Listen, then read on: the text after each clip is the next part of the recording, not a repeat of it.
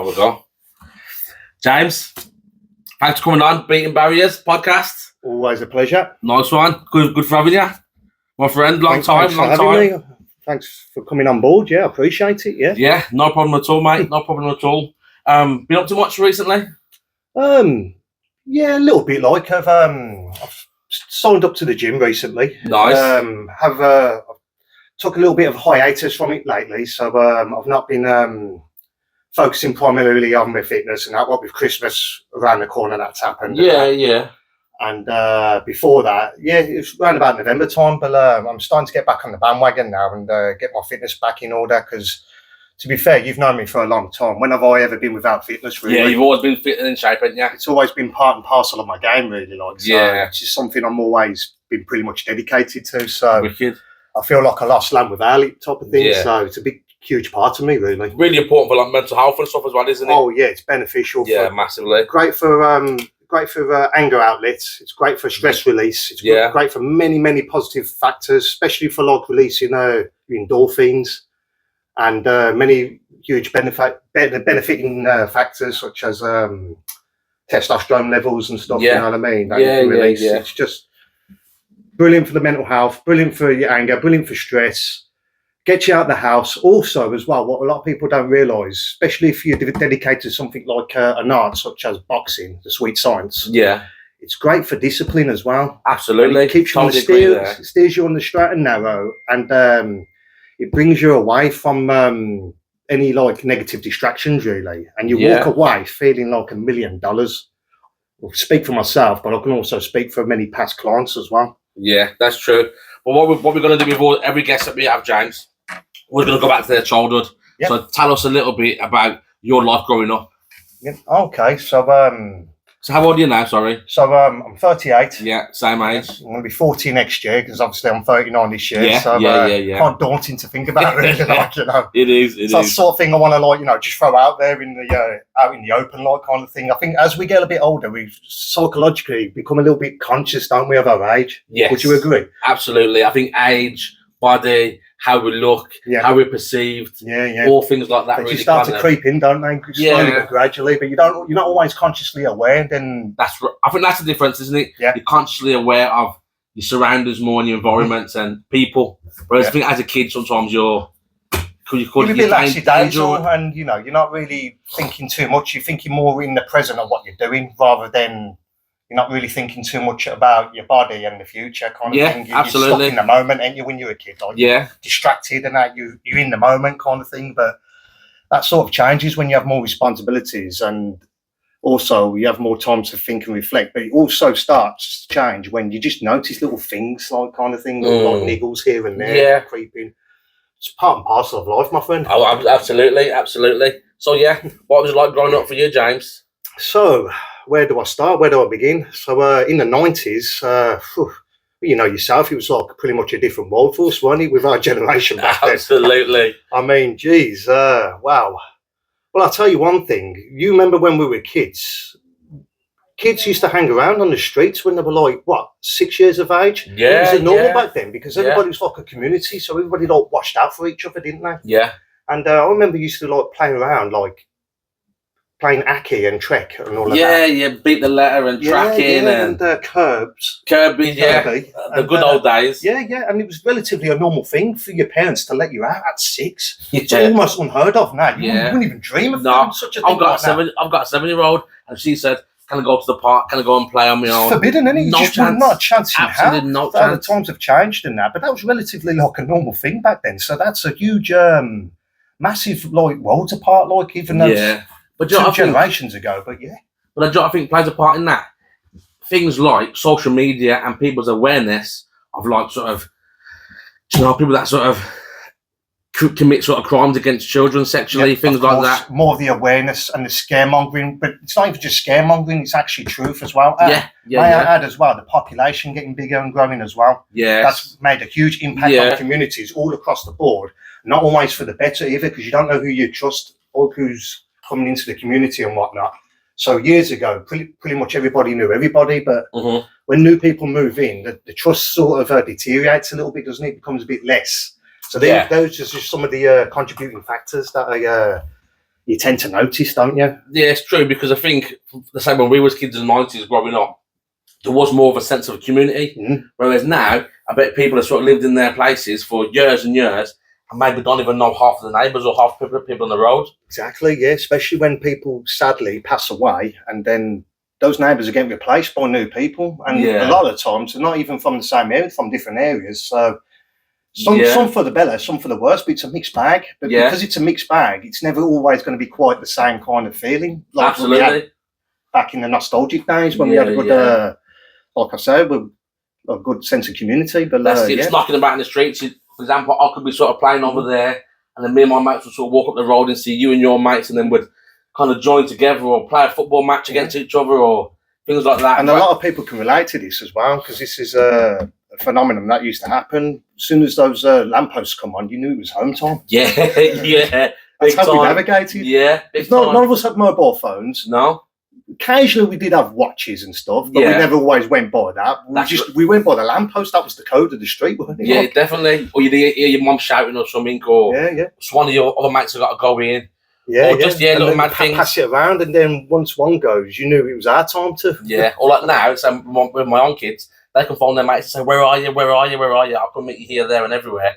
Whereas in our day, we had to sort of run around to try and find where the group was. Yeah, definitely. Are they going to be at this park? Are they going to be on this street corner? Are they going to be by these shops? And sometimes you wouldn't always bump into the people that you wanted to bump into. So you can sort of deflect or redirect your day. You just didn't know who you were going to come across, and there was a lot of rivalries as well when we were young. With different sets of groups, and obviously today's day and age, I find there is a lot more knife crime and stuff. There's people that are packing left, right, and centre, sadly, with like a knife epidemic, as you hear it on the news recently. Massively. And but back then, there was a lot less of that. But when it came to having a kick-in, it might have been slightly worse in the sense that you're more likely to get a kick-in than get stabbed. Yeah.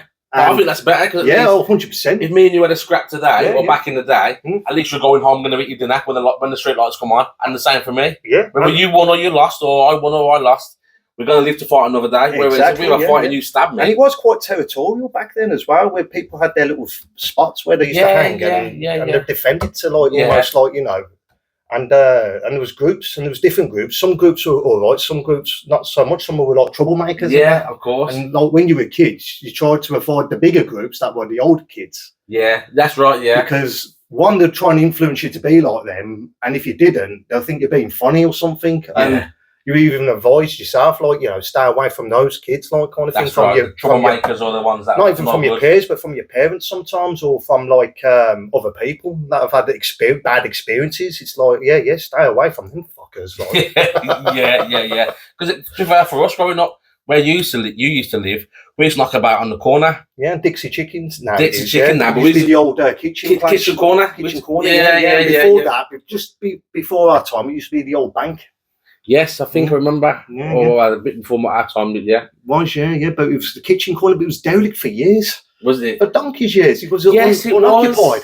Yes, because we used to go in there and just sort of just drink and smoke and mess around. Yeah. And there was a couple of shops there. There was a shop there called the Happy Shop. Happy Shopper. Yeah, the Aussies that used to run it. The couple, that was lovely. Yeah, they were grand couple. Golf balls for a penny. Yeah, but that was unoccupied for years as well. And next door to it, you had the sweet shop. For the love of me life, I can't remember what it was called.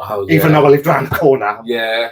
And that was unoccupied for years, so those places were derelict for a long, long time. I was actually thinking about it. And I'm talking many years of my childhood that they were derelicts because, I've been through those buildings. Yeah. So, I say, what was it like at school? Primary school or secondary Probably school? More so senior. Senior, I went to Cardinal Wiseman. Yeah. From year 7 all the way to year 11. Yeah. I had to sort of earn my stripes at the beginning when I went to Cardinal, because what it was, when I went to that school from year 7, a lot of my peers who were my age, who started year 7, there was all that different primary schools, you see, so I hardly knew anybody. Oh, okay. So I had to sort of earn my stripes to see who I could know, like, and try and mingle and get to know people and that. But what I mean by earning my stripes and that, I had a few altercations as well. Like, sometimes as you did back in the day as well. I got away with a lot of it because, like, you had altercations back then. You sort of there were almost a common theme, like a common denominator, or should I say? But it's like, how can I explain? It was just sort It was of a bit like, more accepted back then, I was a wasn't it? different face as well, so it was like a new face, like who are you kind of thing. And me at Yeah. the time, I was literally a rake like this. I was a skinny thing, never really looked the part. Still don't look the part. To be fair, I was You a look rake. lovely. But but I've never looked like what I'd call like, I don't know, menacing, like I can have a scrap type of thing. Yeah, I've never had that. I don't know. Well, that's how I was judged and perceived back then. You know what I mean? And well, they've come unstuck a little bit because for a long while I kind of let things slide and slip with some people. But then as time went on, I thought, sod this. I thought I ain't letting them take liberties, kind of thing. Yeah. So I ended up holding my own in that, and then the next thing you know, that's how reputations start to like grind away, and you start it's true. without even realising you got a little bit of a reputation. Yeah. Thing. I think for me, I wasn't bad at school, but I was tiny. I was, and I think for me, people I would always stick up for myself, but then I think people would have tried to do a lot more if I wasn't any good at football, but I was a decent player. Yeah. And then I knew all the sort of older lads from the area. Mm-hmm. So again, if people see me in sort of lessons or in the corridors talking to some of the big boys from the area because they're playing football, because they're messing about in the streets, and like, I think it probably saved me a little bit. Yeah, so you was kind of fortunate there. See, a lot of my friends, they went to either Great Bar, Bar Beacon, Streetley. Yeah. Pretty much a lot of schools you can think of, but not my school. Yeah, so I obviously a lot of us that. So I met pretty much most of the lads at my school from year 7, so I never knew them beforehand. Yeah. And like I said, a lot of my friends were just spread out from different schools. Yeah, nice. Who was your role model growing up? It's probably I should imagine. Let me think. The man, the myth, and the legend. It's got to be Bruce Lee. Mate. Oh, really? Nice. Martial artist. He was the pioneer. He was foundation of like. He was sort of like the father of MMA kind of thing. He's kind of seen that way. I'm a big UFC fan. He's sort of seen that way, and I can see why as well, because he revolutionised a style called Jeet Kune Do. Yes. And he was the founder of it. It was his own style. It's basically, it wasn't even so much of a style. It was a style without a style. So basically, utilise what works and discard what doesn't. Like a bit of like freestyling. Yeah, freestyle, but it catered to your body type and your age. And to your body frame and everything, you know what I mean? Yeah. What technique might work a treat for me, it might not work for you, kind of thing. So you might have a different technique to get you to that goal, kind of thing, to get you to that goal. That makes sense. Yeah. Kind of thing. Because it's true, let's sort of say, if we were both fighters, I'm short and sort of stocky built, but you're, and they're probably not much of a range. I'm quite wiry and got a decent range, but very wiry, and I like to be sort of on the outside. There you go, but I need to be on the inside. On the inside, because of your arms. So you'd be like a closed quarters kind of... like a Mike Tyson? Like a Mike Tyson, peekaboo, like a peekaboo style. Yeah. Which... I wish. Because I'm sort of like an average height and I've got an average build, I've kind of incorporated the inside like Mike Tyson. So I'm about like 5'10 and a half, 5'11. So I'm not classed as tall, but I'm not classed as small. So I did incorporate a little bit of that peekaboo, because it was 50-50 whether I was going to be taller than some of my sparring partners or not in the past. Yeah. So I thought, well, it's best to have a little bit of that style in case I come across people taller, which I did. Yeah. Oh, yeah, of course. And it paid off, kind of thing, to be sort of on the inside, but working my way in from the outside. So I suppose then you can sort of learn both ways. If you're fighting a bigger lad, you know how to sort of fight on the inside, whereas if you was to fight, say, someone like myself who's shorter and not so rangy, you can fight on the outside. Try and take the centre of the ring and try and bait them in as well with triggers and feints and stuff. That's and it. Head slips, and then go in, like, you've got to be kind of clever about it. And you've got to try and work out how they move. It's sort of like a game of chess almost. Okay. Almost. Yeah, I see that. But that analogy only applies when you're both sides are pretty much at equal experience. Yeah, that's the same standards. Yeah, so that chess analogy could come into it then, kind of thing. And then it is really, literally like a game of chess. Okay, nice one. Yeah. So one for you. What has been your biggest adversity to date? Probably to date, recently, probably my experience of being locked up, so going to prison. Going to prison, okay. Yeah. So if you don't mind, then tell us sort of how that come about. You're sort of going to prison and... so basically, I got involved with a family domestic. So I won't mention names or anything. But it was to do with my brother's ex-brother-in-law, because he was married to his sister. Okay, so your brother's ex-brother-in-law. Who had basically been ill-treating and being rather physical, shall I say, to my niece at the time.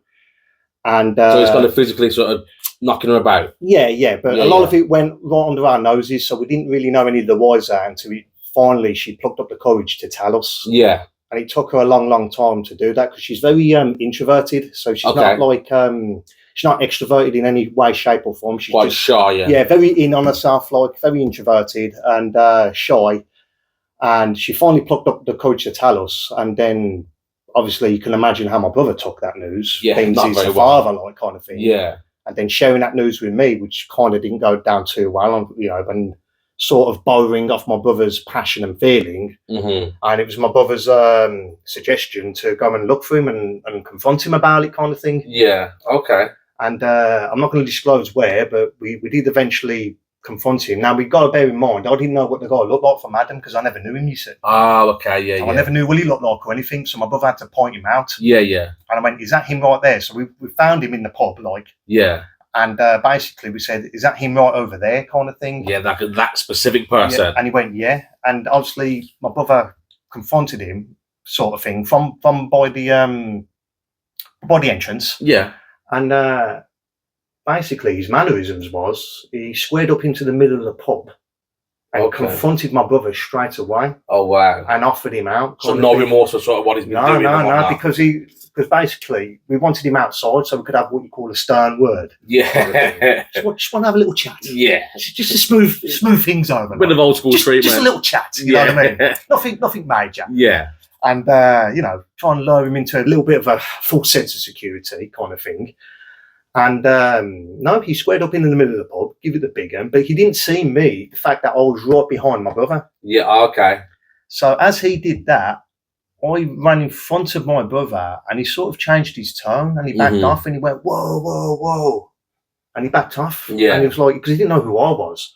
But I think he not understood, I think he knew my brother's got certain conditions and ailments. So yeah. He's not the best in the healthy senses. I'm not going to go into all of his little conditions. But of course. All physical health related. Yeah. And he kind of knew he could take advantage of your brother, but then you turned up, and I think he knew about his ailments, so he thought he could be the big man. You got to realise you're dealing with a bully here that's been doing what he's been doing to my niece for years. So, yeah. So he's that kind of guy that plays on the weak. That's what I took from it. And then when I confronted him, he changed his tone, and nothing happened at that moment until my brother came running in front, and then the next thing you know, a third party, which was my brother's friend, started wailing in. Okay. And as that happened, I kind of got stopped a little bit while it was all unfolding. Yeah. And by a lad that got hit in the crossfire. Okay. Not by me, but just in the crossfire. Yeah. And so as I was getting stopped after he got hit himself, I got more angry seeing that they went to that was having a commotion. As I nudged him out of the way, I ran over, but as I ran over, they both went to the floor. Okay. And at that moment, I probably blacked out, and the whole frame lasted about 11 seconds. Okay. Of what I call a little bit of a blip. You know what I mean? Bit of a mishap. A little bit of a major mishap, but minor in the duration of it, because it was only 11 seconds long. And did a hell of a lot in those 11 seconds. So do you remember what you done to him now? When I reflect back, in the moment, no, because my brother, he was calm as anything, you know. Yeah. And unbeknown to me, when I blacked out, I was, I give it him, I targeted his head and chest, you know what I mean? I give it him, and saw red, don't forget I had my niece on my mind as well, and I seen what just unfolded in front of me, you know what I mean? I didn't have time to think. The fact that he started, it just happened so damn quickly. Yeah, it kind of exploded. Didn't have time to think or process, and didn't think about the cameras, didn't think about any of the consequences at the time. I was just so red, and it blew up. And unbeknown to me, as I was doing what I was doing, my brother was calm and collective compared to me. You'd think I was the crazy one in that. Yeah. I think I was in that sense. Calm and collective. Put his hand on his ankle. He pulls out a hammer. Okay. And he goes to town on his ankles. Yeah. And I mean, he goes, bash, bash, like, I don't see any of this because I'm targeting his head kind of thing. So I don't see what's going on behind me kind of thing. And I'm one tunneled and I'm sort of like in that moment of blip where I've blacked out a little bit. So I'm not even really like, you know, here kind of like present at the time. So would you call that like a sort of, because of the circumstances, like a crime of passion? Very much so. Yeah. Very much so. A crime of passion indeed, definitely. Put it this way, if it had been in another country, like somewhere like France, they do have a law to do with a crime of passion. I think I've heard about this, Yes, but sadly, the same sort of thing does not apply in this country. They don't care about the mitigating factors, the mitigating circumstances. All they care, who's been damaged, who's been hurt, who are the perpetrators. Let's make an example. That's just how the system is. It isn't always right, though, is it? To be fair, it's not always right. I can understand it, but it's not always right because I don't really look into the mitigating factors. So, yes and no, I'm going to say to that. Like, you know, from my perspective, of course, I'm going to say it's not right. You know what I mean? Because they didn't understand the reasons that led up to it, kind of thing. And on paper, I got charged then with what you call a Section 18. Okay. Basically, and it was unlawful wounding. Okay.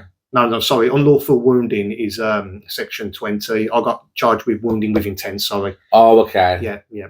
And the other Section 18 is grievous bodily harm. Like, so basically, it's the one down. It's the one down from manslaughter. Oh. So that's how serious. Yeah. So it means kind of means you've done some damage, and they also want to make a point of you. The hospital reports, sadly, they don't lie, and that's what they found. Yeah. He had I gave him a hairline fracture. 12 stitches and a lot of bruising on his chest and face. My brother broke his ankle with a hammer in like 4 different places. Okay. Wow, yeah. And he got longer than me, so I did get sentenced for that, and I did get pulled away for it. Yeah. What was, if you don't mind me asking, what was that like? So then when I went to court, or so when you went to court and the judge is sort of saying, right, James, you've been sentenced to, what have you got sentenced to? Because I pleaded guilty, you see, as well. I forgot to mention that. So I didn't run trial or anything like that. I went guilty right from the start. I gave a no comment interview or anything like that because I didn't know at the time how further it was going to go, kind of thing.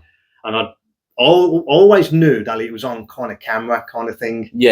And the landlord at the time, he did do a dirty, and he handed over the CCTV over to the police, and he done running commentary as well over it, which I'm thinking, which I thought to myself, that's a bit of a dirty, horrible move. Like, kind doesn't of need to do that. He did provide evidence and leave it as that. I can understand them handing over the CCTV, because of their license being revoked and and provoking the course of justice. And I can understand that, do you know what I mean? And their license and whatnot, and, you know, they get subpoenaed if they didn't. But all they could have turned around and said is, I've never seen him in my life ever. I don't know him from Adam. Maybe it's like, I don't know, pair of Irish jippos with Irish accents. Never seen him in my life. You know what I mean? And in that video and that, I kind of look like a jippo because I had you think my hair's quite thick now? I had quite a bush on me. Yes, I remember. I do remember. So you just could have got away with anything, you know what I mean? All I have to say is I've never seen or don't know me. And then he would have basically exonerated himself from actually throwing me under the bus. Oh, okay. Yeah. And he would have just left the old bill to do their thing. And like, you know, and I would have been accepted it and I would have owned. Because I've never like shied away from what I did, you know what I mean? Which is also kind of quite sort of noble as well, isn't it? I've fucked up and I'm going to protect noble passion, You know, I'm going to protect my pride at the end of the day. Yeah. When I mean my pride, not my pride, but my family kind of thing, you know. Yeah, I get that. I like to think that for most men out there, if not all of them, would move mountains when it comes to their children and their family. Yeah. Even though they've got good jobs, good careers, they've got things on stake, you know what I mean, that they've got to consider. I still think family comes first. Oh, absolutely. For my kids, I don't think there's anything I wouldn't do to protect them. I mean, like what we're doing right now, what you do for a living and that, you know, when it comes to your kids, it has to go out the window. Only if you put in that predicament. If you've got options to explore, though, that's different, isn't it? Because then you're exercising it, and if you've explored every avenue, every nook and cranny, and you're left where you're cornered and you've got no choice. Those situations may be rare, but they do happen. Absolutely. With me, could I have exercised my decision making better? Of course. When I reflect back, in hindsight, isn't it? Yeah, 100%. like, you know, I should have done things a little bit more clever in the sense that maybe get him where there isn't no cameras, sort of thing. Yeah. Just get him away from there. But it's all in hindsight. It was all in, like, you know, hearsay. In the moment, did I think that way? No, I did not. Yeah. So that's something. But that's something I own. I own that, and it's just something that I have to live with. Yeah. And I see somehow. I have to see sort of this experience as a blessing in disguise, and I'll tell you why. Because if I hadn't have done what I've done, it wouldn't have led me onto this trajectory, this path that I've undertaken right now, with the extra qualifications, the experience, the things that I've unlocked since then. Yeah. And the people that have helped out as well, you know. Yeah. So it's armed me with a lot of knowledge as well as experience that I've seen. Yeah. So I don't know if you've seen the films Equalizer. Denzel Washington says something in the films, where he sort of says, "You are exactly where you're supposed to be." Yeah. And I don't know why. When I seen that, I thought it just resonates with you. It just resonates with so much. And I thought it's true. Everything that I've gone through, or you've gone through, and I think it all happens for a reason. Of course, yeah. And you kind of learn, or you don't learn, or you choose to sort of take certain lessons from life as it comes. And I really believe you are where you're supposed to be. I think there's a reason why we're sitting down here today. Put it this way: what I did that day, I'll say it's unfortunate for my niece. I would probably, I am going to say this. I would have done it 1,000 times over again. Yeah, but that's why it's quite my passion, isn't it? But I would have done it differently. Yeah, and I would have done it in a different location, and I would have got him in a different way. Yeah, kind of thing. At least in hindsight, yeah. Yeah. And in the impact statement that he gave, because all he was bothered about was a payout compo, so he did an impact statement, takes himself out to be the right victim. You know what I mean? Oh, I see. Trying to fleece the system to get like compo, but he hardly got anything. I think he got given £170 off me for like a victim surcharge. Yeah. You know what I mean? So he didn't quite get the payout that he thought he was. Yeah. And not only that as well, because he's got a criminal record himself, that kind of excludes you almost. So if you've got a criminal record, like yourself, because he's got, by all accounts, he's got a criminal record longer than the Magna Carta. Mm-hmm. So it's like, you know, well, you've got a criminal record, so it's like, that excludes you straight away. But in his mind, he must have thought he's still going to get more than what he actually got. And it was the same surcharge with my brother as well. Oh, I see. But in his impact statement, he says we put the fear of God into him. Yeah. And he's moved from the city, so he's no longer in Birmingham. Okay. And he's moved up north somewhere, allegedly. Mm-hmm. Don't know, out of sight, out of mind. Don't know, don't really care. Yeah, fair enough. And so we put the fear of God into him, and he's not been around that house ever since. Oh, so was it worth it?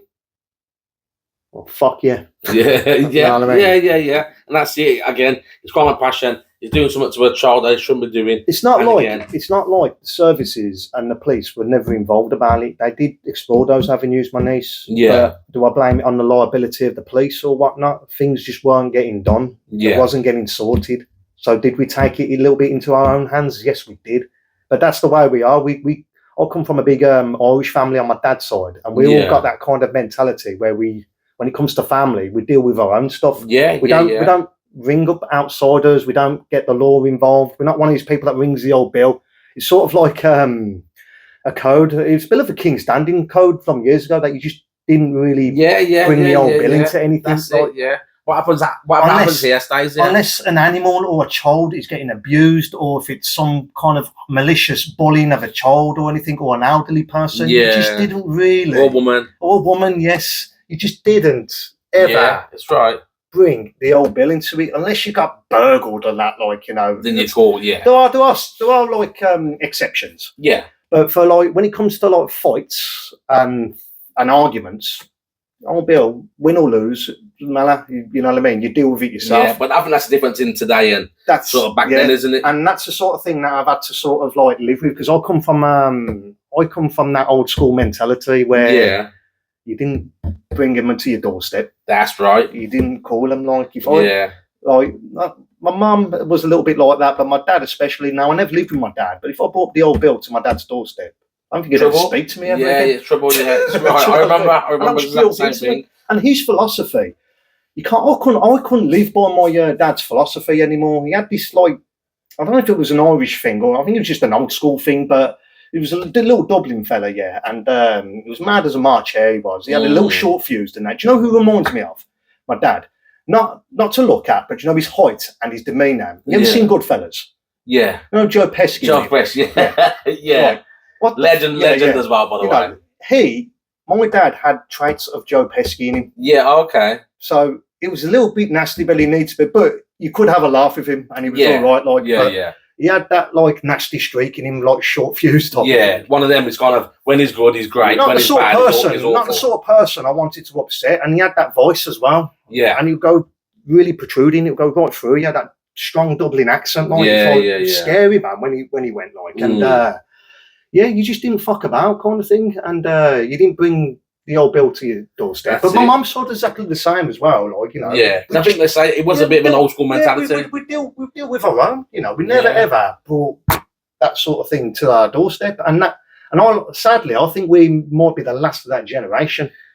I think there are people that still live by that code, who have been brought up right, but I just think it's few and far between compared to the way it used to be in the olden days. Is that safe to say? Would you? I would say so, because again, you think back when we was kids, you never really heard of people having guns and knives, and if you did, it was a big thing, and it always met the papers as well. Yes, and it was always the sort of maybe the sort of top echelon of sort of the bad boys or the gangsters. Yeah. Not just kids. Sort of knocking about the street. They were like real, like, proper gentleman G's, and they dressed in like leather jackets, or some of them wore suits. There was those types of people. Like the way EastEnders used to be, like, who was it, like Johnny Allen and all of them types of people. They were the proper types of people. But they're almost like a dying breed, and these days it's almost like it's been overtaken and overrun by scallywags. Yeah, because you know what it is, well, it's respect. Whereas back then, if let's say your mum come outside the house and told us off a bunch of kids, we'd sort of do as we told them, we'd sort of move on. Yeah.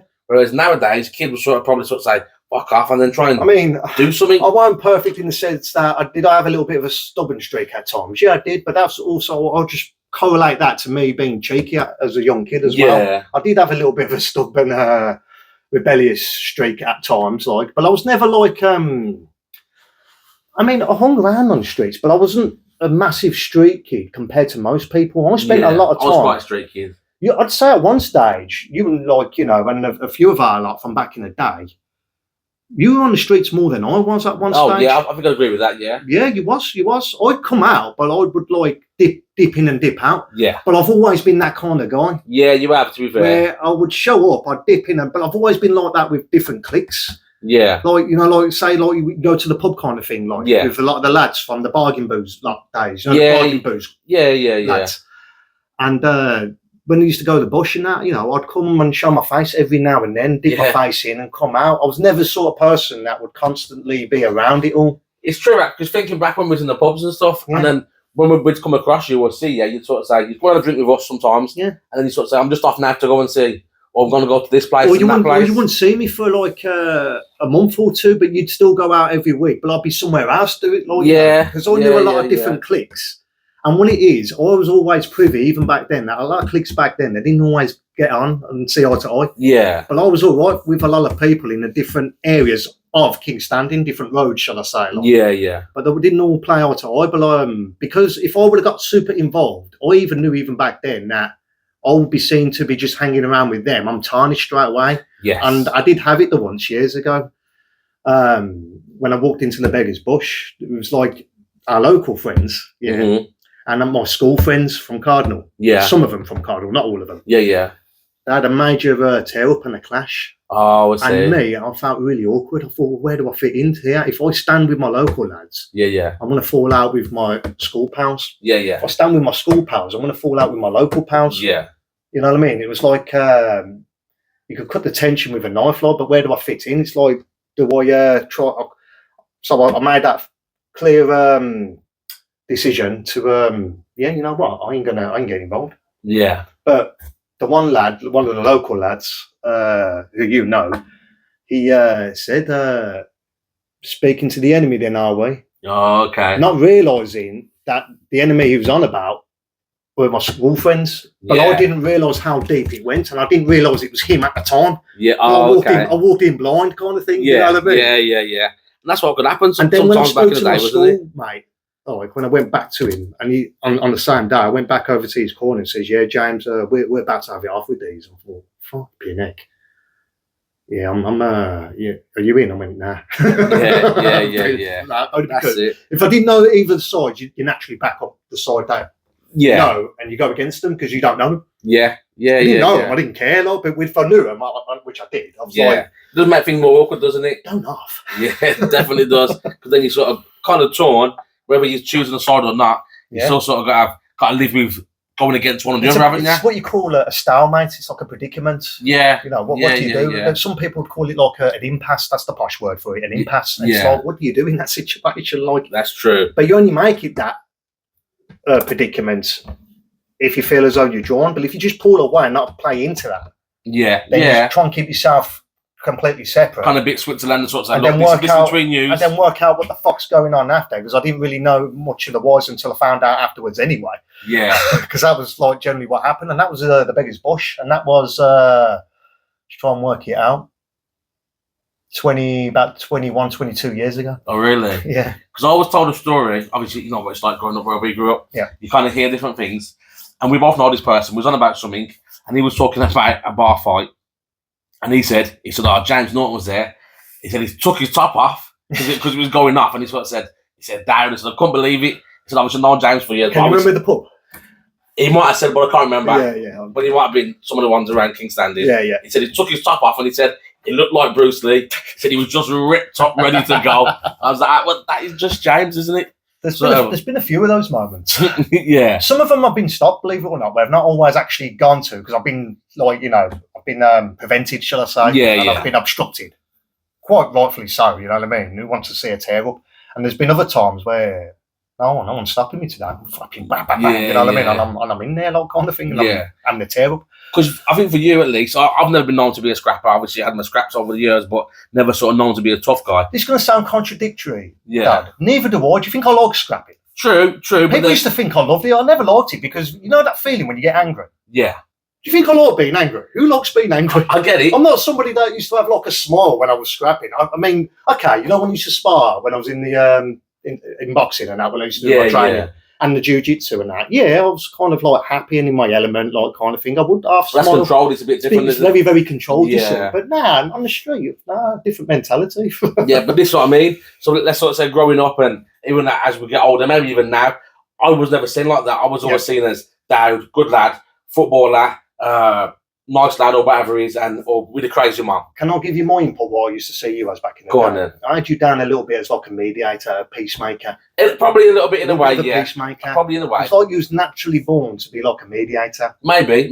You had that essence, and you always had that happy-go-lucky, charm, like, Yeah. You know, what did I used to refer you as? Alfie Moon. Alfie Moon, remember? Yeah. Yeah, that one, I'll never forget that. I said you're the black version of Alfie Moon, I said.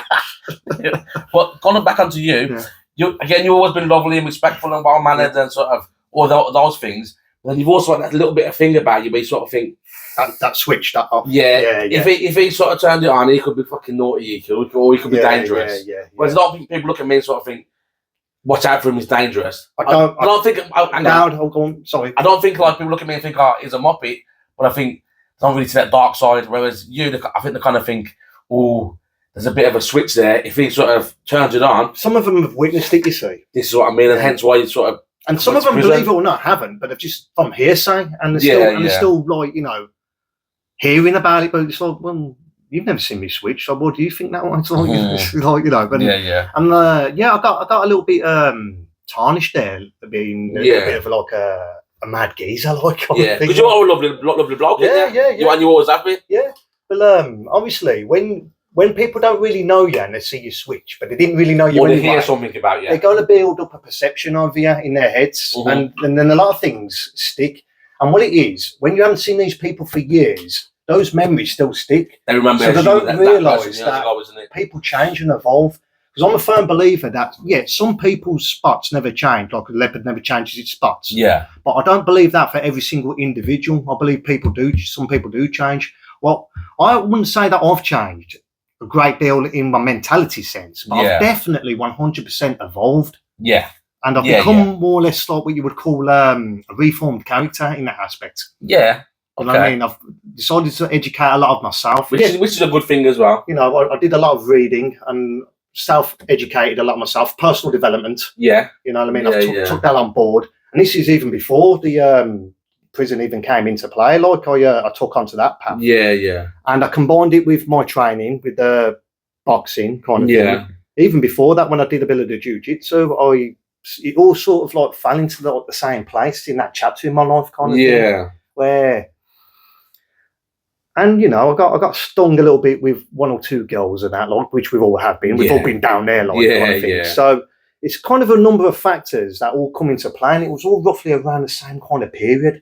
Yeah. And it gave me like a bit of like an epiphany. What could I say? Like a sudden realization. That's it. And it just dawned on me then, and I thought, right, I've got to make some changes here. But one thing I've always been is, whatever I devote myself to, I've always been consistent. Yeah, you're quite disciplined, then, yeah. And it's not just with the training, but if I want to pursue something and I really want to better myself, and I'm enjoying how the knowledge I'm getting from it, I will pursue it to the end. You kind of once you're in, you're all in, then, yeah. I'm all in then, like, kind of thing. And again, that's not a bad thing, because it is that passion. Is it sort of motivation and discipline, and kind of you're allowed to be sort of focused. Going back to prison, how long did you get sentenced? So basically, because I was on unconditional bail for 2.5 years, originally it would have been around 5.5 years, but they deducted 2 years off, 2.5 years off, sorry. Yeah. And so it got reduced to like 3 years. But then you have a thing which is like 33%.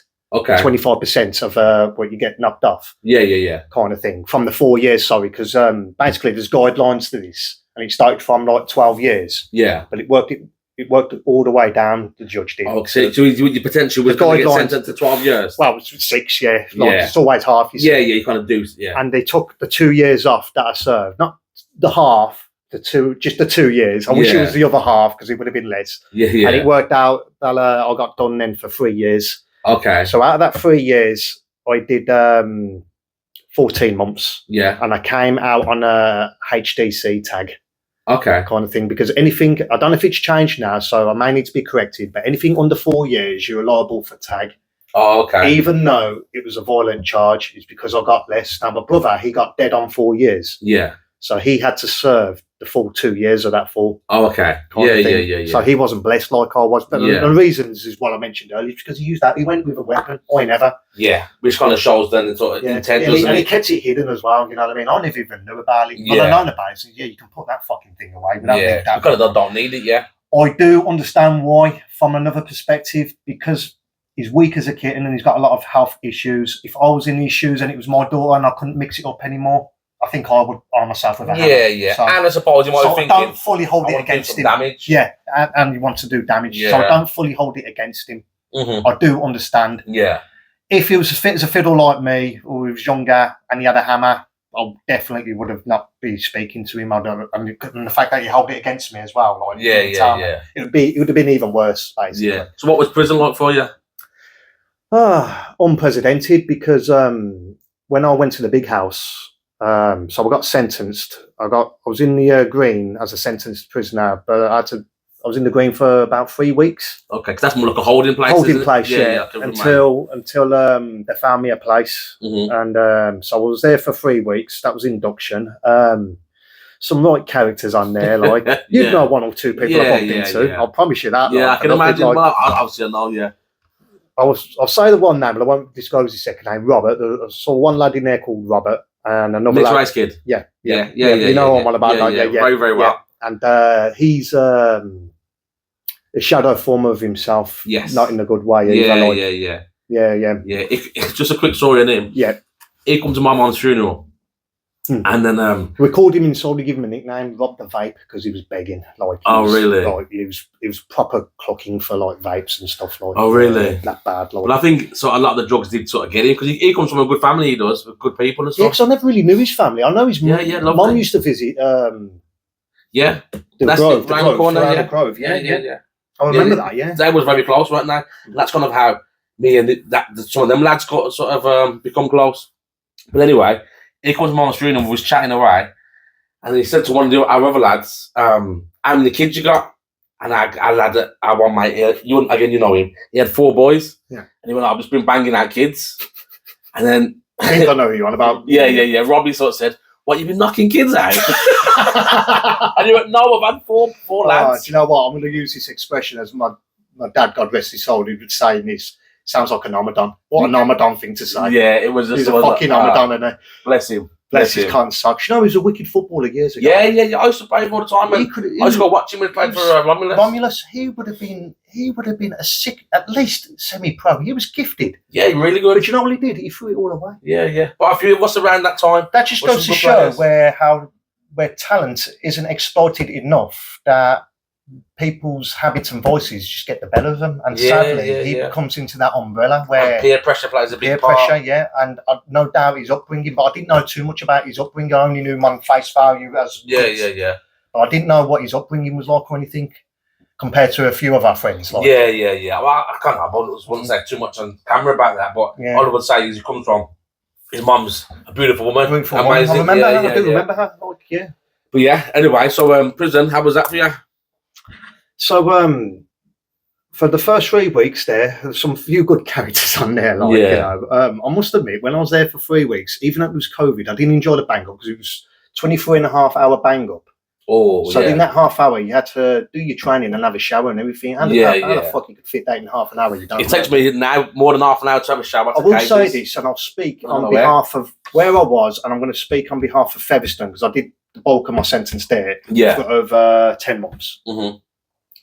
The officers loved it because it made their jobs easier with the COVID regime, warehousing us and locking us up. Locked up, isn't they? It made their jobs easier, so they loved it, kind of thing. Yeah, it was like a blessing in disguise for them. Like, made their jobs a lot easier. So, so I had to do everything literally in that half an hour, like kind of thing. I thought it'd be impossible. Do you know what I mean? Only half an hour, and I just couldn't wait to get the hell out of there for that reason. But in that half hour that I was out, I freaking loved it. I just couldn't, because the cells in there were very tiny compared to Featherstone. They were like freaking almost claustrophobic. Oh, okay. Because I suppose in a way, but he's kind of going sort of stir crazy. Shared with my brother as well. He was my code D. Together? Yeah, he was my code, he was my code D, Yeah, nice. All right then, so what would you say then? What has prison taught you? And then what was the best thing about prison and the worst thing about it? Are we talking... If that even makes sense. Are we still talking about the green, or was this when I got shipped to Featherstone? Let's say Featherstone, then where you've done your sort of time. Okay, that was the bulk of it. Yeah, the biggest chunk of time. Okay, because there was more characters in the green. I can imagine. You know what I mean? Because a lot of people were doing their remand there, you see. Yeah. And whatnot. So it was just a bit more livelier, but not necessarily in a bad way. Yeah. So when I went to Featherstone, now bear in mind, it's my first time I went in, and it was a COVID. I went there under the impression because it's what you call a class. It's basically a class C, category C. Sorry, I was in a category B, which is a remand prison, like HMP Birmingham they call it now, but everyone still calls it the green. Yeah, and so I went from there, and I ended up getting shipped out to Featherstone in what you call a sweat box. Yeah, the vans. They're like the windows tinted and everything, like and bit of a nightmare when you want to piss, like you're in there, like but. You imagine I'm cuffed up and everything, like, fucking dangerous convicted criminal and that. Because you're tarnished to what's on that record, you know what I mean? Yeah, of course. They see your face and everybody's mugshot. Yeah, you look like a criminal anyway. You look like a criminal on your passport. Yeah. So when you see your mugshot and that and see what you're in for and that, you freaking... They portray you as dangerous. Yeah, of course. They sort of tarnish you because they don't know yet, but it's sort of their job. They don't want to take the chances in case I really am that freaking guy. Yeah. I'm not a danger to most people. You know what I mean? Only when it comes to my family. But anyhow, I got shipped out then to Featherstone. Soon as I went on the landing, I thought, okay, it's category C. I started walking around a little bit to get my bearings. Yeah. I got told off and got told to go straight to my cell, kind of thing. Oh, I see. And it was more the same, half-hour bang up. Yeah. It was all because of the COVID. I went there thinking it might have been a bit relaxed because I saw somebody there called Sean, who you know, by the way. Yeah. Freaking only flagged me down and went, Norton, that ain't you, is it? No, I can't believe you're in here. And blah, blah. It can only be one thing for you, can't it? Like you were saying, like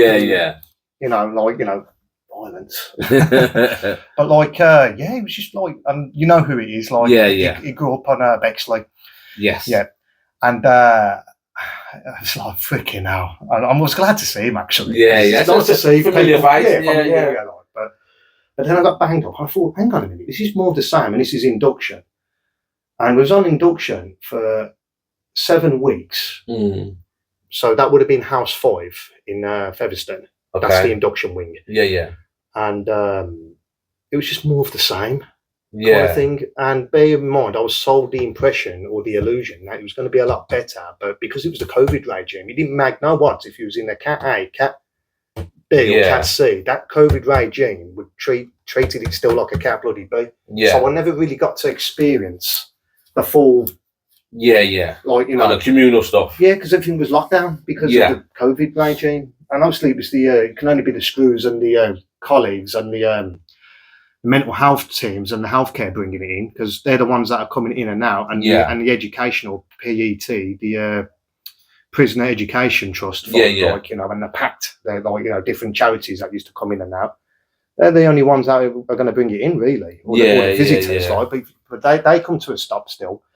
And so you start off on you have like incentives, IEP, yeah. So you start off on like basic, standard, and advanced. Okay. Usually they put you on basic, but I think they scrapped that. I don't know if they did it because of the COVID or if they scrapped it, or if they scrapped it beforehand. Don't quote me on that. But when I was there, I went straight to standard, yeah. And basically, you don't get much on your spends that trickle down with your savings. Yeah. And but when you're working, it's very minimum. But when you're working and you got your spends, it trickles down a bit. But when you're advanced, your spends, like from your canteen, which is once a week, they trickle down, and the more trickles down, you get to spend a bit more. Like, okay. So how do you go from standard or basic to like advanced and things like that? By basically by giving the gift of the tongue. Oh, really? Okay, gift of the gab kind of thing. Sold myself to the CM, you know, the custody manager, like, you know. Tried to put on a good impression, but not just put on a good impression. I knew a lad that I got to meet, Irish Larry, like his name was. Won't mention his second name. But, he was a traveller lad, and I got on with him like a house on fire. I love the fact that I had that Irish connection. Just like, you know, hit it off there. Mum was in the right place and everything. Like, you know, he was in for like burglary kind of thing. He was already an orderly, one of the survey workers. Okay. And he put in a good word in for me. Oh, nice. To get me like advanced, but you had to wait anyway. Naturally, 3 months before you could become advanced anyway. Oh, okay. Yeah. But I did find out, kind of like sort of passing your probation. I think I found out halfway into it, so I've got another 6 weeks then, kind of thing, to wait. So I waited it out, and he put in a good word in me. And the way I'm talking to you now is the way I came across with him, and just sort of like the way I portrayed myself. Yeah, nice. Like how I personified myself, you know, and he liked the way I was. You know, he liked my conduct and that. He liked the way I was speaking and that. Because you always sort of humble, respectful lad, though, aren't you? You always have been. And he took me for face value. And eventually I got. It would have been around that 3-month mark as well. I got my advanced. Oh, nice. But for the first 3 months though, it was a bit shit. Yeah, it's a bit shit because you can't really spend much and whatnot. So that was a big help for me. Yeah. And then another thing I did where I worked my gift of the gab.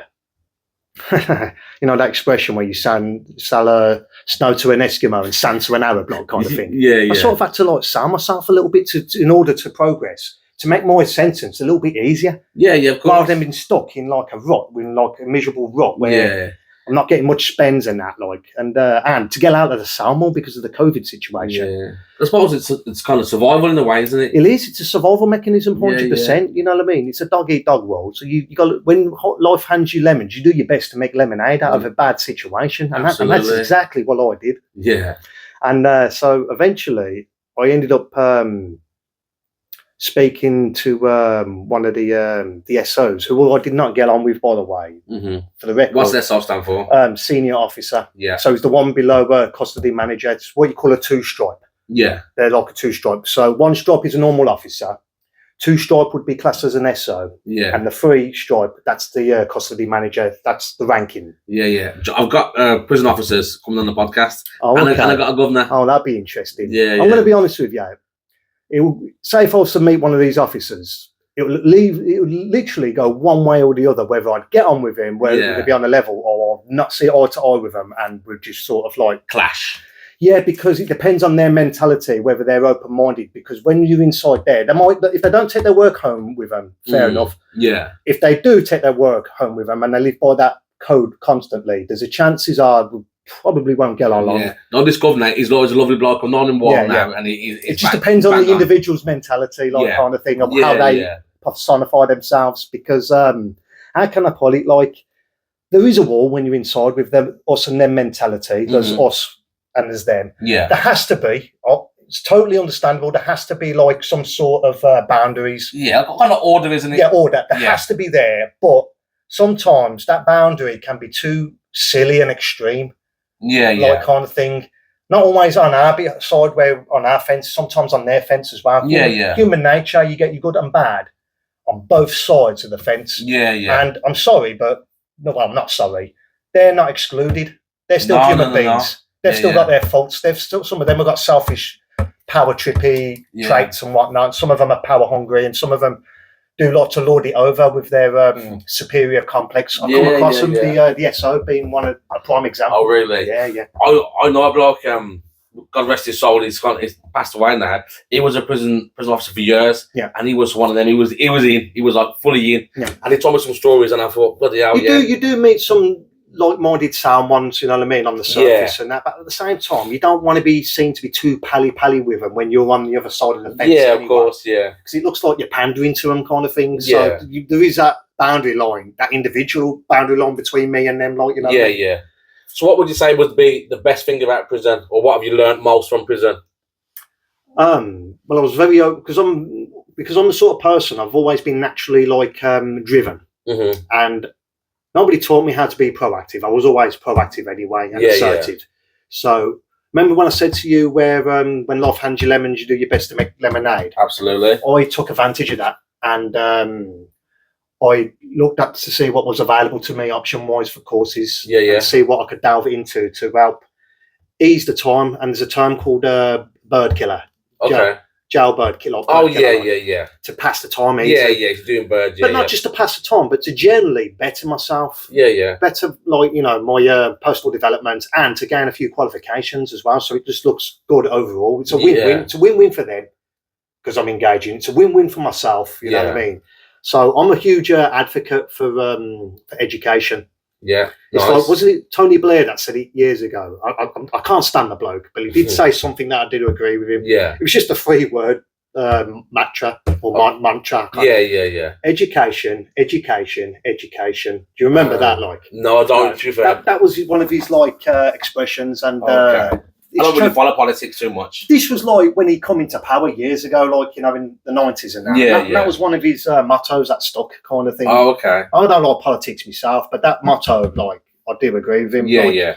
But and so what did I do? So, well, the first things first, I became a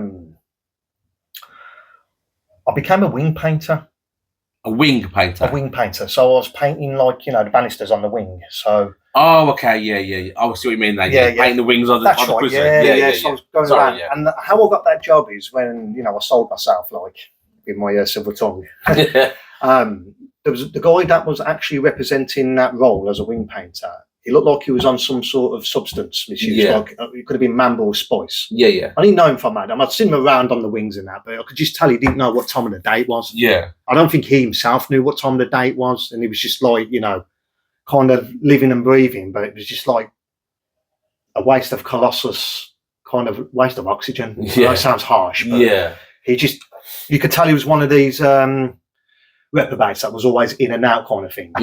And God knows why he had that job in the first place. But, he anyhow, cut the long story short, he made the right pig's ear of the job, which was, I believe it was the staff toilets. Yeah.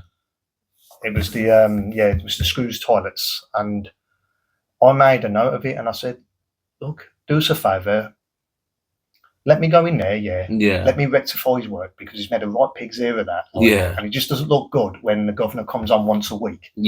To inspect, because the governor used to come on once a week. I don't know if it was more of a frequent thing because of the COVID and that. But I only recall the governor coming on inspecting once a week. Okay. And he'd walk around with either the SO or the CM. To inspect things and whatnot, and to see how they're running their ship. Basically. Basically. Things are not. An overseer, like, It was like an inspector as well as the governor, like, you know.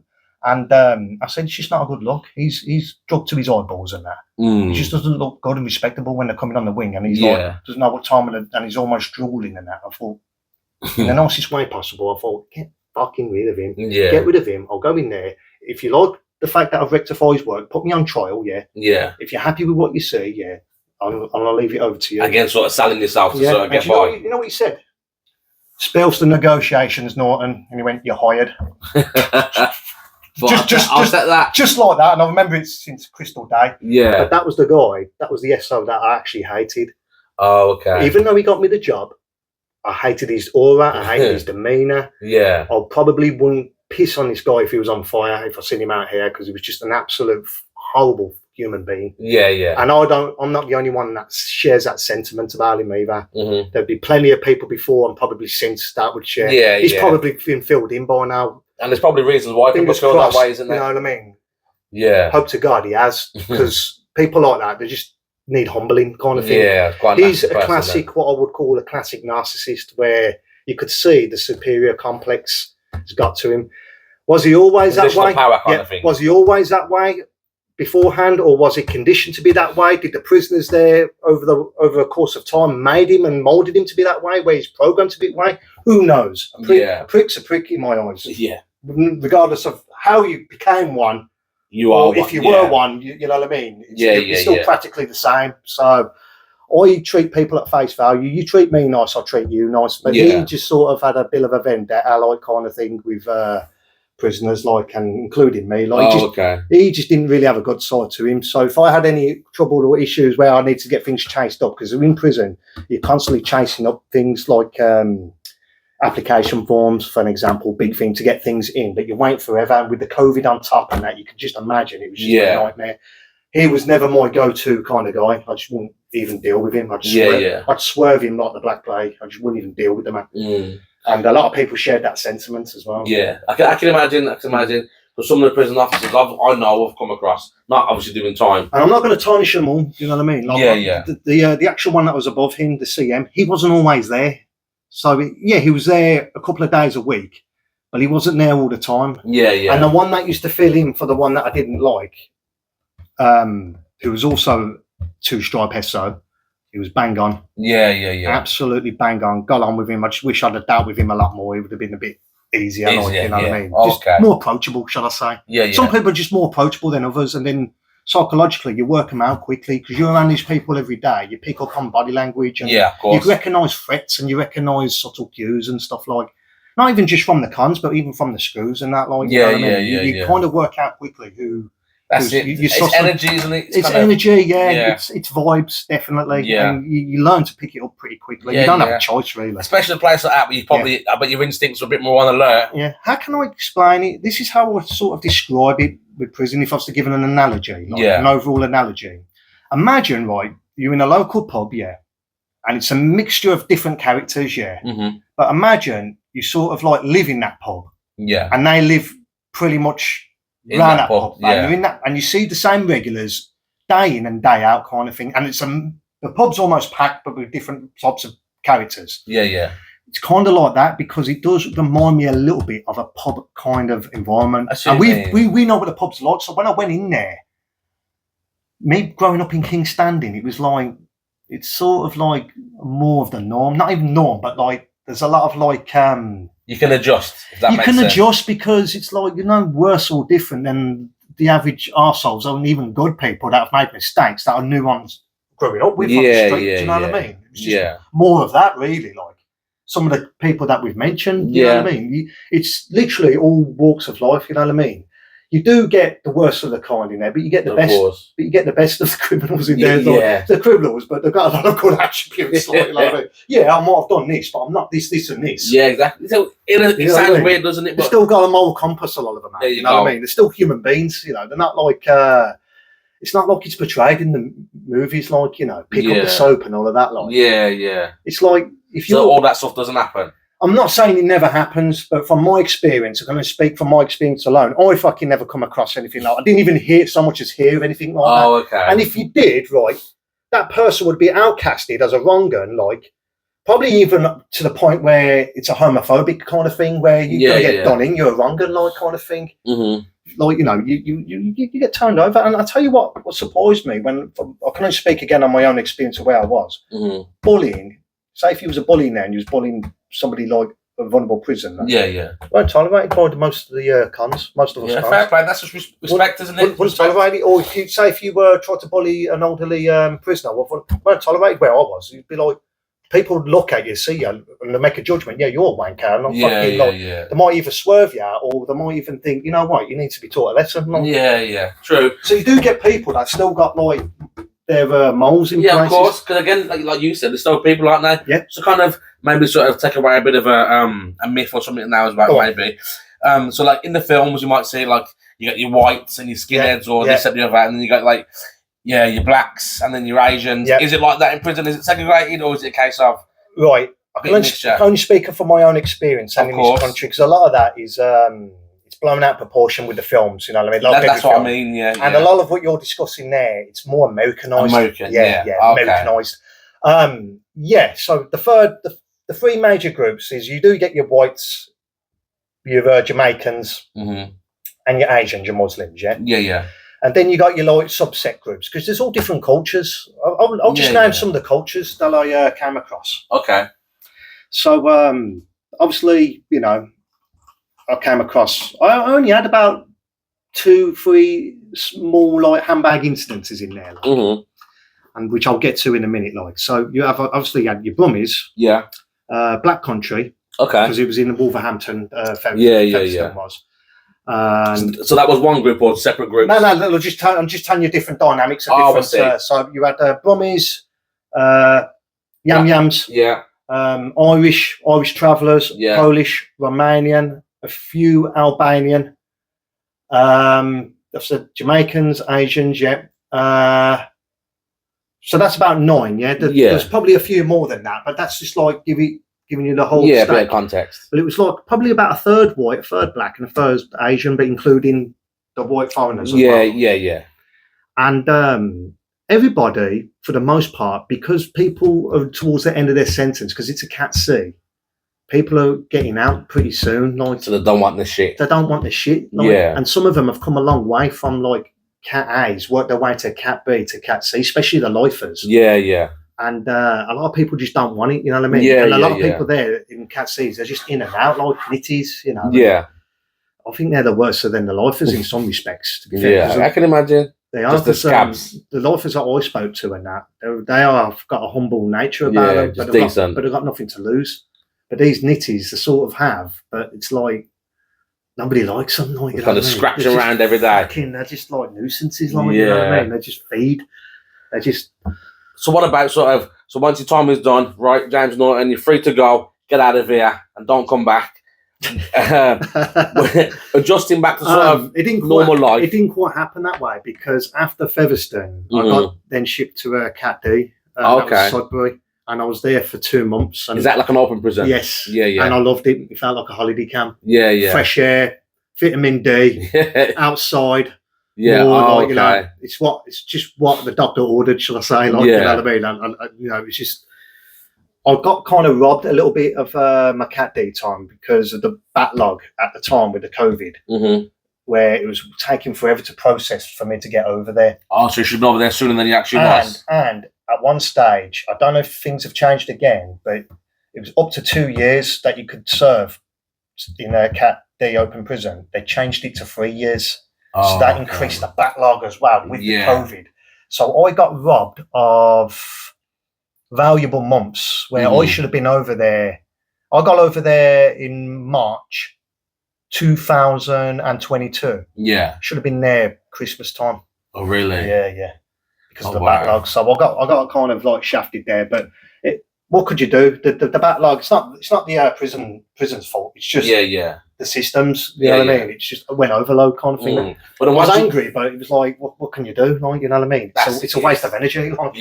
But once you was released and you was on remand or you was on tag or kind of whatever else you can be on, was it a big adjustment for you, or was it just kind of a case of? Well, first things first, I had to report myself to the probation office. So things like that, was that difficult or no, easy? Yeah, kind of thing. I had to work them out because there's a lot of things we've missed out here, like that I could really go into, like the OMU, which you get allocated at an OMU, offender management unit. OMU officer, which is like the equivalent to a probation officer, but inside prison. Oh, okay. So the probation is it's the community officer from outside kind of thing. And I didn't have a very good OMU officer that I found, but I think when I look and reflect back, she's probably stressed to her eyeballs and whatnot with the fact that she had a massive caseload. Yeah. So I find that anybody that has a caseload of over, I don't know, number off the top of my head, like 40 or 50, things don't really get done and things get missed. Yeah.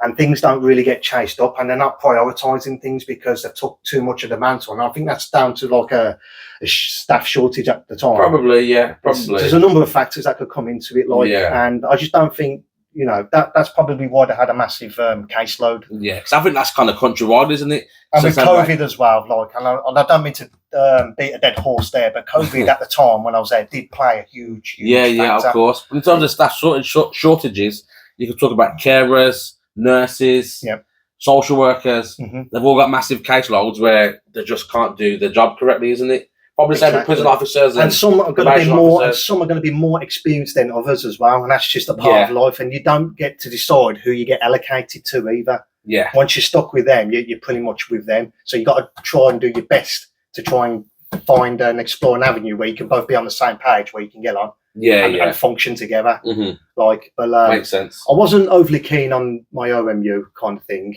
but I had two OMUs. I remember the first one, it got delegated to a different person. The first one left. I can't remember. I think she might have just left in general. I can't remember what happened to her, if truth be told. But the second one, I just didn't feel it. You know what I mean? Yeah. Get the feeling she just didn't really like us, like as prisoners. Like, it is what it is. It's like I don't lose fucking sleep over it. It's fucking. So well, feelings mutual. If you come across with a negative energy, I may have to reflect off that and go by that, and I'm not going to like you either, like kind of thing. Even though I've tried, even though I'm the sort of person I've tried. And bear in mind, at the time, I've gained a few qualifications since I left as well. So what would those be? So when I was inside, the minor ones I did was my employability, and I did my my employability, and I did carpentry, only a basic. Nice. Level I know a few people have done that actually. And then I did my level 2 in mentoring, and that's where eventually I did a little bit of mentoring, but I only had about a month or 2 months experience until I got shipped out anyway to Cat D. So it was more towards the later stage of Featherstone. Oh, I see. Yeah, and I enjoyed it, and I thought this is definitely me kind of thing. And I've always had that mindset for it, because basically me training people over the years and conducting classes, I was always used to dealing with people anyway, but from a physicality perspective, physical health. This time it was more to do with you do explore mental health, but it's more to do with helping people set up targets and goals, and helping them develop an action plan to help them take them towards it. But in order to do that, I've got to explore their background and their reasons and talk with them, and help them deal with any potential coping strategies. Implement coping strategies. Put them in place. Talk to them and that. Similar to your background, if truth be told, with your outlet is, with your remit. There are quite a few crossovers to what we do. Absolutely, mate. To be fair, about it before as well. To be fair, I think that could be a second podcast in itself. We could talk sort of life after prison and how sort of then your mentoring and stuff has took over. It's just amazing how the path and the trajectory has led me from there to where I am today, kind of thing. Because since I've left, I carried on with the mentoring through probation. And I've done me level 3. Nice. And then I did a course. I only done a basic a beginner introduction course. In conflict resolution. Oh, okay. Which kind of goes hand in hand with the mentoring. Yeah, of course it does. And then I've done an introductory course in addiction. And before I'd done those courses, I went to college and did my level 2 in mental health awareness and problem solving. And then I've done these. So we're all interlinked as well, doesn't it? Yeah, and I've done these smaller courses after. So level 3 in mentoring, level 2 in mental health awareness and problem solving. and introduction to addiction and conflict resolution and mediation. Yeah, nice. Yeah, and it all ties in with what I do. But out of all those courses, I picked mentoring. Yeah, that's my go-to. That's your kind of baby. Yeah, that's my facet. That's my facet that I've wanted to explore. That's the avenue I've kind of chosen. But I'm glad I've got the other courses, because I class them as like enablers to. They back them up, don't they? They back them up. Yeah, they back them up. Yeah, yeah. Yeah, that's nice. All right. And so, what would you say today is your greatest achievement? My greatest achievement. One of them is leaving school. Yeah. Okay. Nice. I've got quite a few achievements there. Leaving school. Going self-employed many years ago. It was the best decision I ever done. I tried to work in a factory once, and I'm talking like 22 years ago. Yeah, it's hard work. It was about 20 years ago actually, because I would have been about 18. So 20 years ago, and I thought I didn't like the section manager. It was dingy. I was stuck in one spot. I felt like a robot. I thought he sent for me. Yeah. I thought, nah, there's got to be more to life than this. I felt like I was a slave hauler. Yeah. You know what I mean? I was just a number to them. You know what I mean? And that's what you are. Isn't I'm making another man rich here. Yeah. So I jetted that in, and I went self-employed for many years, and I worked on the gardens. I've done gardening and painting and decorating over the years. Yeah. Nice one. And I've done a lot of groundwork a little bit. I've been like a stone hauler, which I call hod carrying. Stone hauler is just an old-fashioned term. People said, "What'd you do, James?" I've said hod carrier. I'm a stone hauler. Yeah, just sounds posher and more sexy, doesn't it? Sounds like you're a slave as well. Well, no, I've done slave manual labour in that sense. Like I've done a lot of it, but because I was always into my fitness, it was just kind of hand in hand, isn't it? Yeah, so I had brilliant endurance and stuff. Yeah. It went well, and it went well with my training. Yeah. So what do you do now to keep yourself fit? Because again, you've always been in decent shape, or good shape, haven't you? At the minute, like I said to you probably earlier, that I'm just signed up back to a gym. Yeah. Recently, I've been off training since November time, so I'm just trying to get back into the swing of things and get back onto the drawing board. You know what I mean? Get back onto that saddle. Yeah. And do what I do best, because that's what I know best. That's what most people know me for, you see. Yeah, true. So when they see that I'm not training or I'm no longer doing it, it's almost like, freaking hell, James, you're all right. Like, yeah, what's up with you? Yeah, it's just, it's not really like, me really it's just a big, huge part of my life, really. Even though I don't really compete anymore, I just do it for the lifestyle kind of thing. And again, if it's what you know, sometimes I think it's human nature, isn't it? I've got a lot of knowledge. To fall back into what we know. Because the other qualification, so another achievement was when I become a fitness instructor, and I was a as well, an assistant boxing coach for 4.5 years. Yeah. So that was another big achievement in my life, where I helped a lot of teenagers and adult beginners, teaching them the fundamentals of boxing. Yeah. Just the fundamentals. I used to deal a lot with the beginners, you see. Yeah. And I used to focus on them. With the advanced fighters, I used to focus on them if they had a fight coming up where I'd pad them. Yeah. But for the most part, I was obligated to focus on the beginners. Yeah. And that was my forte, and I was great at it. And I also as well, I was renowned for beasting them as well. I was quite sadistic, actually. Yeah, I can imagine. I can imagine, James. I never used to do things in half measures. I wanted the best results for everybody. It's like it or lump it, you're here for a reason. I can imagine you being ruthless, absolutely ruthless. Once you come through that door, you leave your ego at the door. Once you're in my class, that's it. Like you're leaving until you're sweating buckets. Yeah, that was my little motto. You know what I mean? What kind of goes along with that then? So for maybe youngsters or people that are struggling, what advice would you give to them, or any sort of nuggets of knowledge? Yeah, if it's from if the young person is struggling in the sense that they've got no guidance or direction in life, try and reach out to them and explore these horizons and try and have a deep, long think about what you can do and what you can bring, not just to society, but for your self-fulfillment.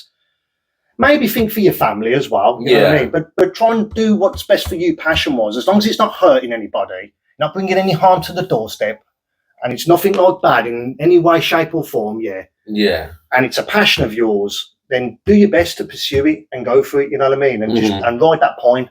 Yeah. You know what I mean? Ride the pine and see ride the pine and see where it leads you. But I would also advocate fitness of some sort. So if you're a young lad in your teenager, and you've never got a background in anything, it could be boxing, it could be MMA, Thai boxing, jiu-jitsu, wrestling, any form of discipline, just so you can defend yourself. Because sadly, we live in a day and age where you don't know what's lurking around the corner, and you've got to be able to defend yourself. Yeah. And it's best to be armed and equipped with techniques that could potentially save you in a volatile situation than if you wasn't to be armed or equipped with anything that you don't know. So my advice is target some form of discipline, of your choice, you know what I mean? Whatever takes your fancy, but do something, you know what I mean? Don't just do nothing, you know what I mean? Yeah. And pursue something that you're passionate about that's going to earn you money and a crust to maybe provide a family for when you get older. Yeah. Nice. Right, well, I'll chuck some questions at you now, and then you can answer them as quick or short as you want. Okay, fire away. Best advice you've been given? There was a piece of advice I was given in prison, and it's always stuck to me. Yeah. And I met this guy when I did actually meet him in Featherstone towards the end of my sentence, because we had to do isolation for 2 weeks before we got shipped to Cat D. It was just a procedure back then. You had to go through 2 weeks isolation bullshit. Well, we weren't bullshit. There was a reason why. But, But a lot of it, in my eyes, was kind of unnecessary. But it is what it is. Anyhow, that's for another take. Yeah. There was an advice that a guy. I am going to use his nickname because it was his nickname. A guy called Digger. Yeah. Digger. Yeah. I don't know his real name. I'll probably never see him again, to be fair. A lot older than me, okay. Old school. Old enough to be my father. Yeah. He said, love a lot, trust a few, but always paddle your own canoe. Love a lot. Yep. Trust a little. Trust a few, yeah. Trust a few. But always paddle your own canoe. Oh, I like that. Write that down, yeah. That is just something that's just resonated with me, and I thought I'll write it down myself. I actually memorised it first, and then wrote it down when I went into my cell, so I didn't forget. Always paddle. Yeah. Your own canoe. So always with the trust element, but only trust in stages, because people have got to earn that respect and trust. You know Absolutely. It's earned, isn't it? So don't be vulnerable with who you trust. Yeah. But don't be too shut away either, where you're not trusting anybody. That's not what I'm saying. So try and keep a little bit of an open mind, but have your wits about you. Yeah. With who you come across in life. Absolutely. You should, and I think everyone should do that. And that in itself is good advice, isn't it? So the next question was your favourite quote or saying. But I don't know whether you kind of covered that or not. I pretty much covered it there. But I will say this. The grass is always the greenest where it's watered the most.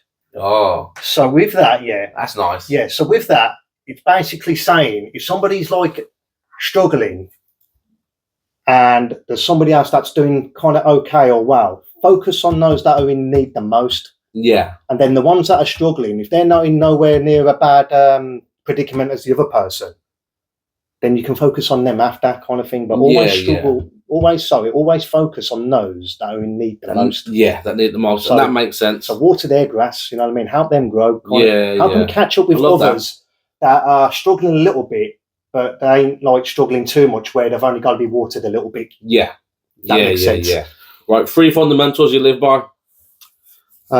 Respect is a big one. Yeah, massive. Yeah, respect. And we've covered it in that saying there, trust. Yes. And kind of being open and honest with communication. Yeah. So you know where you stand with people. Yeah, it's key. I think a lot of people in this world... A lot of things get misconstrued because there's a lack of communication. Or, for an example, do you know when people text each other? It can often be misconstrued and misread. Oh, absolutely, yeah. And with a lot of texting and stuff, people can often read it the wrong way, and the next thing you know, you can't read the room because you're not in the same room as them. Yeah. And things like that can be often I totally agree. So if you're ever unsure, what I mean by communication, ring them up and actually speak to them. Yeah. Speak to them and see if the energy you get matches. the vibe. That's right. Yeah. Because a lot of people do make that. I've made that mistake in the past. I'm pretty sure we all have. I've had arguments through text, but these days, sorry, I wouldn't put myself in that predicament. If I sense something, I'll ring. Yeah. And just to check, to see if I said something. Because sometimes, you know, with our sense of humour, I've got a warped, dry sense of humour, freaking evil. Do you know what I mean? Yeah. But a lot of people love it, but some people don't know how to take it, and they can be governed by their emotions a little bit, and they can be a bit like, you know, they think you're serious, but you're not. You know what I mean? That's right. Yeah. But again, things like that, though, things can get misconstrued. You can, but like you say about trust, it's about sometimes for you to have a certain humour or make certain jokes. You also have to earn that as well, don't you? Yeah, of course. Do you know what I mean? But, of course. Yeah, fair enough. A lot of it, when it's exchanged in text, I just see a lot of it can be misconstrued. Yeah, misunderstood, absolutely. And it happens. Well, last question, mate. Have you got a question for the next guest? So the plan is, every guest that I interview, I want to ask them a question, to give a question that would like someone else to answer. So it can be anything in the world. You choose what it is. And again, if you want to see the next guest answer that. I see what you've done here. You've saved the hardest question to last. I'm going to have a little think now. Haven't I? You've put me on the spot with that one. That's right. It. So get you thinking before you leave. Oh, right. So I've got to ask them. I've got to So a question for the next guest. Could be anything. Do you want to throw me a bone? So, for example, let's sort of say if I was to ask a question to somebody else. Just throw me an example and then I can go, okay, I've got it. And then... okay. So I might say to you, what are you passionate about? Yeah. Or what gets you out of bed in the morning? What gives you that drive to get through life? Oh, Christ. Do you know, I had it in my head, but it's completely gone. Oh, yeah. I hate that. It's almost like a brain freeze. I hate that when it occurs. Can I help you out then? Yes. Is it what we were talking about earlier when you sort of Yes. Yeah. It's just come to me now. Like, all right. I think remember you said something like... Remind me. No. What is your current... sort of state of affairs? Right, yeah. That's it. Oh, okay, it's done me now. Now, back in the room. Yeah. So basically, when you come here with your session, like, make sure you explain, make sure you're in a good place mentally. Yeah. And if you're not, they're here to help you. It's here to listen to you and talk to you. Yeah. And if you don't want to disclose it while you're being recorded, that's fine. Dowd's a good lad. He will speak to you afterwards, and he will get to the bottom of it afterwards, whatever it is. But be open-minded, and you might feel camera shy. You know what I mean? I used to be feeling camera shy at one stage, but TikTok... You smashed it today as well. TikTok has been another achievement with me over a year ago, and that has gave me a massive, massive confidence boost with my content and my self-esteem as well.